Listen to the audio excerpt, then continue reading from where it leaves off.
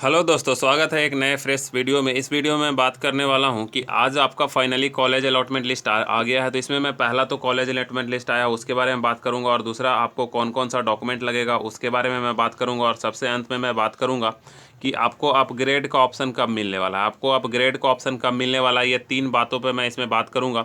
और सबसे ज़्यादा जो हमारा आज वीडियो में बात होगा वो डॉक्यूमेंट से रिलेटेड बात होगा। अब देखिए, डॉक्यूमेंट से रिलेटेड बात होगा क्योंकि इसमें SDO से बना के मांग रहा है। अब बताइए, अनुमंडल से इतना जल्दी जाति प्रमाण पत्र थोड़ी ही ना बन जाता है कि नहीं। तो इन्हीं सब बातों पे बात होगा। तो सबसे पहले देखिए, आप जब लॉगिन कीजिएगा तो लॉगिन करने के बाद आप ग्रीन वाले टैब पे क्लिक कीजिएगा तो अंदर से एक कागज़ निकलेगा जिसमें ऊपर में सारा आपका इन्फॉर्मेशन होगा, और नीचे में आपका जो अलॉटेड कॉलेज होगा वो दिखा रहा होगा, किस यूनिवर्सिटी में आता है ये दिखाएगा, आपने कितना पैसा दिया ये दिखाएगा, पेमेंट स्टेटस आपको दिखाएगा, और आपको वेरिफिकेशन के लिए कहाँ जाना ये दिखाएगा, और आपको यहाँ पे डेट दिखाएगा। तो ये मोटी मोटी बातें थी। तो यहाँ पे आप अपना लॉगिन करके देख लीजिए कि आपका अलॉट कैसे हुआ है। और सबसे मोस्ट इंपॉर्टेंट बात है कि आपका जो अलॉटेड हुआ है वो UNR के सीट पर हुआ है। अब यहाँ पे ध्यान दीजिएगा, बहुत बच्चे का जब अनरिजर्व में सीट अलाउट हो गया होगा तो वो लोग कह रहे होंगे कि सर जाति प्रमाण पत्र हम क्यों ले जाएं। तो देखिए, जो बच्चा रिजर्व कैटेगरी में आता है उसको कोई भी कैटेगरी में सीट अलाउट हो जाए उससे उसको मतलब नहीं है, लेकिन उसको क्या होता है, जाति प्रमाण पत्र लेके जाना ज़रूरी होता है। तो आप जाति प्रमाण पत्र लेके जाइएगा, आप SDO के जगह ब्लॉक से लेके जाइएगा। इसके बारे में मैं आगे चल के बात करने वाला हूँ। तो अब आगे देखिए, जब मैं बात करता हूँ कि आपको कौन कौन सा डॉक्यूमेंट्स लगेगा, तो देखिए, तो कौन कौन सा डॉक्यूमेंट्स लगेगा इसके बारे में मैं आगे बात करने वाला हूँ। तो सबसे पहले जब आप वो जो काउंसलिंग लेटर है उसको आप प्रिंट कीजिएगा तो यहाँ पे आवश्यक सूचना करके नीचे में, जैसे कि ये जो डेटा दिखा रहा था, इतना के बाद आवश्यक सूचना के नीचे ये जो है, ये जो पार्ट आपको दिख रहा होगा एडमिट कार्ड में जो मिला होगा। तो इसमें पहला तो आप लोगों के पास होगा ही, ठीक है, ऑनलाइन काउंसलिंग पेमेंट का रिसिप्ट है ना। इसके बाद ये भी आपके पास होगा। एक्चुअली ये पहला वाला ऑलरेडी दूसरा में समाहित है, ठीक है। तो दूसरा में भी वही बात लिखा हुआ है। तो जो आप 3,000 पे किए होंगे उसका एक रिसिप्ट आपके पास होगा। इसके बाद जो अभी आप प्रिंट करके निकालें, अभी ग्रीन वाले पे क्लिक करके, वो एक रिसिप्ट हो गया 2। और तीसरा जो एग्ज़ाम आप दिए थे वो। तो ये 3 के बारे में किसी को डाउट नहीं होना चाहिए, तीनों में कोई कन्फ्यूज़न नहीं है। अगर फोर्थ में बात करें तो फोर्थ में क्लास 2 सर्टिफिकेट आपको ले जाना है, फोर्थ नंबर का, यानी कि क्लास 10 में एक ले जाना है 10th का मार्कशीट और 10th का ओरिजिनल।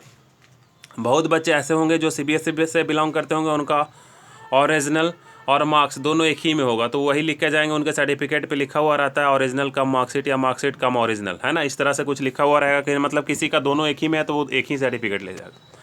बिहार बोर्ड में सबको 2 सर्टिफिकेट मिलता है। फिर 12th में भी इसी तरह से 2 आपको ले जाना है, एक मार्कशीट और एक ओरिजिनल। इस तरह से ग्रेजुएशन में मार्कशीट, यानी कि मार्कशीट जो अभी हम अनुमान लगा रहे हैं 3rd ईयर का मार्कशीट, और एक ओरिजिनल सर्टिफिकेट आपका आया होगा वो ले जाना है, ठीक है। और अगर आपके पास पार्ट 1 का है और पार्ट 2 का है तो ये भी ले लीजिएगा, ठीक है। ले जाने दो कागज़ और ले जाने में बहुत ज़्यादा आपका बैग जो है भारी नहीं हो जाएगा। तो ग्रेजुएशन में आप समझ गए होंगे थर्ड, तो 3 मार्कशीट आप ले लीजिएगा ग्रेजुएशन का, और एक ओरिजिनल सर्टिफिकेट ले लीजिएगा। और जिन बच्चों के पास ओरिजिनल नहीं होगा वो प्रोविजनल ले लेगा, क्योंकि आज है कितना तारीख, आज है दोस्तों 8 तारीख, है ना। और आज है संडे, और 9 तारीख को क्या है, मंडे, और 10 से आपका काउंसलिंग है। तो एक दिन में आप 9 को मंडे है तो मंडे को आप कुछ कर नहीं पाते, एक दिन में बहुत ज़्यादा डॉक्यूमेंट्स आप कलेक्ट नहीं कर पाते हैं। तो जिन बच्चों का 10 होगा वो सिर्फ और सिर्फ जाने का प्रिपरेशन करें, क्योंकि आज हो गया 8 तारीख को संडे है, 9 तारीख को मंडे, और 10 को यानी कि ट्यूसडे को उन लोग को जाना ही है, ठीक है। तो वो लोग ज़्यादा वेट नहीं कर पाएंगे। और इसमें क्या होगा, बहुत लोगों को मूवमेंट भी करना पड़ेगा। कोरोना की वजह से बहुत लोग अपने दूर दूर गांव में होंगे तो उनको मूवमेंट करना पड़ेगा, अगर कहीं दूसरे जगह यूनिवर्सिटी में अगर उनको जाना होगा तो उनको 9 को ही शाम में निकलना होगा। तो इस सबको बात ध्यान रखते हुए कि जो डॉक्यूमेंट्स आपके पास है वही जाके लेके जाने के लिए आप रेडी रहिए। अगर वहाँ पे कमेगा तो आप एप्लीकेशन लिख के दे दीजिएगा, ये हो सकता है। तो ये मैं बात कर लिया ग्रेजुएशन के बारे में 5 तक। इसके बाद अगर आप PG करके रखें हैं तो आप अगर डाले हैं उसमें एडमिट मतलब फॉर्म फिलअप करते के बाद तो वो आप ले लीजिएगा, अगर नहीं डाले हैं तो नहीं लीजिएगा। अब मैं बात करता हूँ 8 नंबर में। तो देखिए, हम ये मान के चल रहे हैं कि CLC जो है मैक्सिमम बच्चों के पास नहीं ही होगा, क्योंकि कोई बच्चा ऐसा नहीं है कि ग्रेजुएशन पास होता है और CLC वहाँ से कटा लेता है। तो CLC आपके पास नहीं होगा तो तुरंत ऐसा नहीं कि CLC के लिए भाग दौड़ करने लगा, CLC एक दिन में मिल भी नहीं जाएगा। अब ऐसा आप मानिए कि देखिए, आपका 11 को तो ये ठीक है, 10 को आपका काउंसलिंग है दोस्तों, और 10 को काउंटिंग में ही है। 9 को स्टाफ वगैरह लोग भी बिजी रहेगा काउंटिंग में, ठीक है। कॉलेज वगैरह के जो होते हैं, बहुत जगह कॉलेज में स्ट्रॉन्ग रूम में भी बना हुआ रहता है, शहर में ही होता है मैक्सिमम कॉलेज होता है ग्रेजुएशन का। तो इस वजह से अभी क्या है, काउंटिंग की वजह से भी सर्टिफिकेट आपका नहीं बन पाएगा। तो सीएलसी जिनके पास होगा वो लेके जाएंगे, नहीं होगा वो नहीं लेके जाएंगे, बहुत ज़्यादा परेशानी नहीं है। सीएलसी आपका ऐसे भी कॉलेज में जमा होता है। और सीएलसी आपका कब चाहिए और कब नहीं चाहिए, इस पर मैं एक डिटेल वीडियो बनाया था, जो ऊपर आई वीडियो में आपका आई बटन में आप जब क्लिक कीजिएगा तो उसको आपको दिख जाएगा कि सीएलसी और माइग्रेशन का कब रिक्वायरमेंट होता है। तो अगर सीएलसी आपके पास होगा तो लेके जाइएगा, नहीं होगा तो नहीं लेके जाइएगा, ठीक है, ये बात ध्यान रखना है। इसके बाद अगर मैं बात करूँ मोटा ये 10 नंबर, तो 10 डोमिसाइल सर्टिफिकेट। तो डोमिसाइल सर्टिफिकेट देखिए, जो रेसिडेंस सर्टिफिकेट है ना, डोमिसाइल का मतलब रेसिडेंस का मतलब आवासीय। तो आवासीय सिर्फ और सिर्फ रिजर्व कैटेगरी वाले को लिए ले जाना है। जो लोग जनरल में आते हैं उनको आवासीय का कोई ज़रूरत नहीं है। जो लोग आरक्षित कैटेगरी में आते हैं उनको ही सिर्फ और सिर्फ क्या लेके जाना है, डोमिसाइल लेके जाना रहता है, ठीक है। जो जनरल कैटेगरी में आते हैं उनको कोई भी जाति प्रमाण पत्र, आवासीय प्रमाण पत्र, आय प्रमाण पत्र, ये सब कहीं लेके जाने का ज़रूरत नहीं होता है। तो ये 9 नंबर समझ गए होंगे कि जो लोग रिजर्व कैटेगरी के होंगे वो ले लेंगे। अब 10 नंबर पे आते हैं। 10 नंबर बड़ा इशू हो रहा है। देखिए, हम तो आज तक देखते हैं कि बिहार गवर्नमेंट का अगर कोई जॉब भी आता है तो जो ब्लॉक से बना हुआ रहता है सर्टिफिकेट वो वैलिड रहता है, ठीक है। यहाँ एडमिशन के लिए आपको एसडीओ से लेके जाना है। अब एसडीओ से बनाना पॉसिबल ही नहीं है। आप बना ही कैसे सकते हैं, पॉसिबल तो है, मतलब कि इतने कम समय में आपको पॉसिबल नहीं है। काउंसलिंग कब है दोस्तों, 10 को है, 11 को है और 12 को है। 3 दिन है आपका, 10, 11, 12। रुकिए एक बार हम चेक कर लेते हैं कब कब है। हाँ, तो काउंसलिंग कब कब है, 10 को है। काउंसलिंग कब कब है, 10 को है, 11 को है, 12 को है और 23 को है और 24 को है।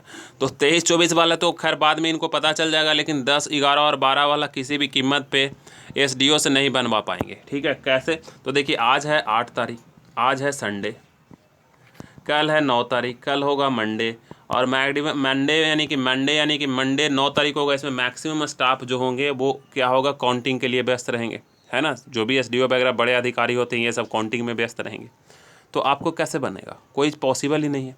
तो फिर आपको करना क्या है, अगर आपके पास ब्लॉक का बना हुआ है तो ब्लॉक वाला ही लेके जाना है, और क्या। ऐसा थोड़ी ना कि हम काउंसलिंग के लिए नहीं जाएंगे। हाँ, जो हमारे पास ब्लॉक का है वो बना हुआ लेके जाएंगे। अगर वहाँ पे कहेंगे उन लोग तो हम एक अंडरटेकिंग एप्लीकेशन लिख के दे देंगे। अगर इस पे काम चल जाएगा तब तो ठीक है। ले किसको जाना है, तो जो ईबीसी के बच्चे होंगे, जो बीसी के बच्चे होंगे, जो एससी के बच्चे होंगे, एसटी के बच्चे होंगे, ये सबको जो है कास्ट सर्टिफिकेट अपना लेके चले जाना है। कोई दिक्कत है तो बोलो।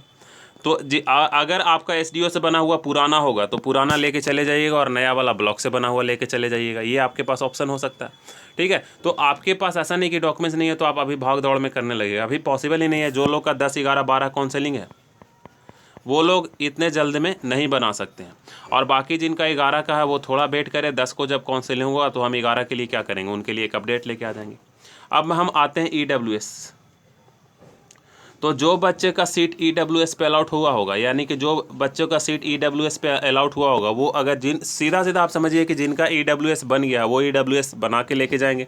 अगर जिनका नहीं बना होगा तो फिर वही बात है, 1-2 दिन में तो आप बना नहीं पाइएगा। तो आप वहाँ पे जाइएगा, एक एप्लीकेशन लिख के दे दीजिएगा, या फिर वो लोग कैसे बोलते हैं, या फिर यूनिवर्सिटी का सबने एक कॉल नंबर जारी किया, उस पर आप कॉल करके बात कर लीजिए कि सर ऐसा ऐसा हमारे साथ प्रॉब्लम है, ईडब्ल्यूएस हमारे साथ है नहीं।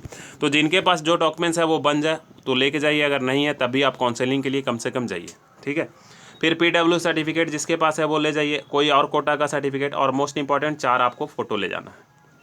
अगर ये सूचना मैं नहीं पढ़ा था तो ये सूचना पे पहले बात कर लेता हूँ। तो देखिए, सबसे पहले सबका तो ओरिजिनल लेके जाना है, और प्लस एक फ़ोटो कॉपी ले जाना है। एक फ़ोटो कॉपी ले जाना है, और फोटो कॉपी में सेल्फ अटेस्टेड का मतलब नीचे में आपको क्या कर देना है, साइन कर देना है। तो वो हो गया सेट। एक मूल प्रति यानी कि ओरिजिनल तो ले जाना है, और सबका एक जेरोक्स कॉपी ले जाना है और उस पर आपको साइन कर देना है। तो अब इन्होंने एक वार्निंग मैसेज भी दिया है। वार्निंग क्या दिया हुआ है कि अगर आपके पास डॉक्यूमेंट्स नहीं है तो आप क्या करें, उपस्थित नहीं हो, ठीक है। तो अगर ऐसा होता नहीं है, सब जगह वार्निंग ऐसा लिखा हुआ रहता है, लेकिन जो डॉक्यूमेंट्स कम होता है उसका जनरली क्या होता है, अंडरटेकिंग ले लिया जाता है एप्लीकेशन लिखवा के कि हम बाद में जमा कर देंगे, ठीक है। तो ये बहुत ज़्यादा परेशान होने का आपका ज़रूरत नहीं है। आप एब्सेंट नहीं होइए, ठीक है। एब्सेंट अगर होते हैं तो फिर आपको नया से मौका दिया जाएगा। वो जैसे कि हम एनएयू की बात करें तो जो बच्चा एब्सेंट कर जाता था उसका नया से मौका दिया जाता था, ठीक है। तो यहाँ पे भी कुछ वैसा मौका आना चाहिए, देना चाहिए। लेकिन अगर आप पॉसिबल ये है कि आप पहुँच जाएँ तो हाँ, आप वहाँ पे पहुँचने का कोशिश करें। और अगर आपके साथ एकदम इमरजेंसी आ जाए, आप एकदम 10 को पहुँच ही नहीं पा रहे, तो अलग सिचुएशन है। तो फिर आप उन लोगों को कॉल करके पूछ लें कि आपका क्या होने वाला है। ऐसे मैक्सिमम टाइम एक फिर से एक क्या होता है, जारी कर दिया जाता है लिस्ट। लेकिन LNMU पे कोई हमको भी भरोसा नहीं है, ये कब क्या कर रही है वो किसी को सही से नहीं पता चल पा रहा है आजकल। तो इस वीडियो में मैं दोस्तों इतना ही बात करने वाला था। तो ओवरऑल आपको पता चल गया होगा कि हमको कौन सा सर्टिफिकेट ले जाना है और कौन सा सर्टिफिकेट नहीं ले जाना है। लास्ट में मैं बात करने वाला हूं कि अपग्रेड का क्या होगा। तो देखिए, अपग्रेड का अभी तक कोई भी इन्फॉर्मेशन नहीं पता चल रहा है। अभी तक जो इन्फॉर्मेशन है वो इन्फॉर्मेशन है कि जब ऑफ काउंसलिंग के लिए यूनिवर्सिटी जाइएगा तो यहाँ पे आपको एक फॉर्म मिलेगा। यहाँ पे आपको क्या मिलेगा, एक फॉर्म मिलेगा, और उस पर आप एडमिशन के लिए ओके करना चाहते हैं या फिर अपग्रेड के लिए जाना चाहते हैं, वहाँ पर आपको उसको बताना पड़ेगा। तो इसके लिए मैं इन्फॉर्मेशन कलेक्ट कर रहा हूँ और आज रात तक या कल मॉर्निंग तक मैं इससे रिलेटेड एक वीडियो, एक्यूरेट वीडियो मैं अपलोड कर दूंगा। ये रही बात इस तक की अपग्रेडेशन के लिए। और बहुत बच्चों का ये भी है कि सर हमको एक एफिडेविट ले जाना। तो दोस्तों एफिडेविट का यहाँ काउंसलिंग में कोई काम नहीं है। तो आप बहुत लोग परेशान रहते हैं, कहीं से कोई छोटा इन्फॉर्मेशन देख लेते हैं नेट वगैरह पे और वहाँ से आप परेशान हो जाते हैं। तो उसके लिए परेशान होने का ज़रूरत नहीं है, आपको एफिडेविट अभी लेके जाने का ज़रूरत नहीं है। एफिडेविट तभी लगेगा जब आपका कॉलेज में एडमिशन होगा। वो प्राइवेट कॉलेज में नहीं लगेगा, जब गवर्नमेंट कॉलेज में एडमिशन होगा तो वहाँ पे आपको देना पड़ेगा। प्राइवेट कॉलेज वाले खुद ही एफिडेविट वगैरह बनवा लेते हैं और फिर जैसा होगा वो आपको इन्फॉर्मेशन मैं आगे लाता रहूँगा। तो इस वीडियो में इतना ही, फिर मैं आगे एक नए इन्फॉर्मेटिव वीडियो के साथ आप लोगों से मिलता हूँ। तब तक के लिए धन्यवाद।